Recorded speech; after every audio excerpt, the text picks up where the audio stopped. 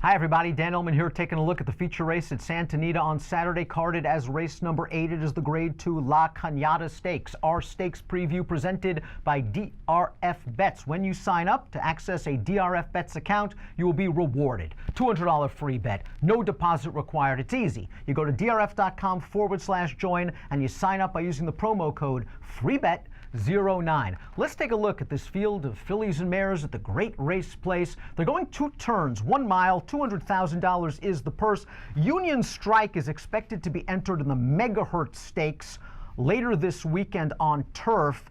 I think she's probably going to run there. We have not seen her since she suffered a little bit of an injury while she was prepping for the test stakes at Saratoga over the summer. And Shenandoah Queen is also a questionable starter, so something to consider when you take your first pass through the past performances. 2 horses going to take the lion's share of the wagering come post time. The 2 Majestic Heat, the 4 Keeneland Graduate Mopetism. Let's begin with Majestic Heat. And who knew that all this time, she ran her first 14 races on turf. Who knew that Majestic Heat was a dirt horse? She made her dirt debut in the Betty Grable Stakes. She was very impressive, winning with a 91 Beyer speed figure. She stretched out at Los Alamitos last time out in the Grade 2 Bayacoa, and boy did she look good. Now this is a stronger field than the field she faced in the Bayacoa, but she just cruised up with a big 4 wide sweeping move on the turn, took over like breaking sticks, and just was on her way to earn a 94 Beyer speed figure. Majestic Heat's going to have no problem with this 1 mile distance, and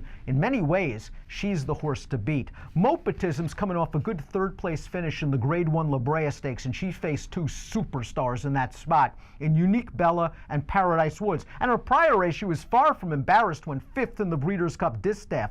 This is a filly that runs hard every single time. It just seems like she's either in too tough or she gets the kind of trip that compromises her just a little bit. She's getting a little bit of class relief against Majestic Heat, and if she can work out a trip, I do like her at this 1 mile distance. She is very, very dangerous, and she hopes to get back to the winner's circle for the first time since February the 26th. Want to talk about an amazing story? Let's throw up this Timeform US pace projector. The number 3 Mended is expected to be on the lead again. Mended was claimed for $12,500, and for this barn, all she has done is run 10 times. She has won all 10 times, most of them by open lengths. She has gone up through the claiming ranks, and she became a stakes winner last time out at Gulfstream Park in winning the Claiming Crown Glass Slipper in gate-to-wire fashion, just like the Timeform US pace projector expects her to be on the lead. But it is worth noting that the December 2nd card at Gulfstream Park, while there were only 5 main track races, those races were dominated by pace horses, and maybe Mended, who earned an 87 Beyer speed figure in that race, was slightly aided by a bias. She's going to get to the front. She obviously is in raging form, but this is by far the best field she has ever faced. Let's take a look at a couple of horses coming out of Los Alamitos races on December the 10th, a common race that was won by Resky Business.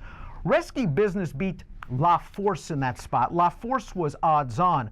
Resky Business, while winning that race in pace-pressing fashion, is a horse that likes to be close to the pace and might not be able to get the lead against Mended. But it is worth noting that her form's a little bit dirtied up by several starts on turf, which I don't think is her surface at all.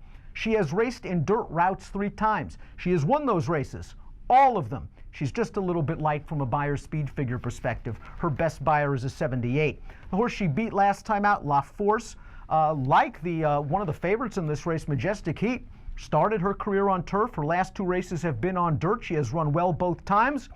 She has yet to win in this country, however, and she is on a 14-race losing streak, but she's got a really interesting formulator effect. Now, I know it's limited data, but it's powerful data. Paddy Gallagher, over the past 2 years with older horses on dirt, making their 2nd start following a layoff of 45 days or greater. He's won 5 of 6, an $11 return on investment. La Force draws a nice, comfortable inside post position, might be able to work out a good tracking trip, but she is taking on some tough horses. This formulator fact would have me consider using La Force perhaps on the bottom of exotic wagers. Sandy's Surprise, the number 8. This is another horse that's sprinted, has run on turf. I don't think that's what she wants to do. She's run in 4 dirt routes in her career. She's won 3 of them, and the only time she lost was against Abel Tasman in the Grade 1 Starlet Stakes. She has run some fast races. Her last 2 dirt Beyers, 87, 91. I actually like this outside post position. I think she'll be in stalking range while in the clear. She has to take a little bit of a step up, but the price will be right for Doug O'Neill and Rafael Bejarano. We take a look at my top picks for the Grade 2 La Cañada. Majestic Heat's going to get her sort of toughest test to date in the form of Mopetism.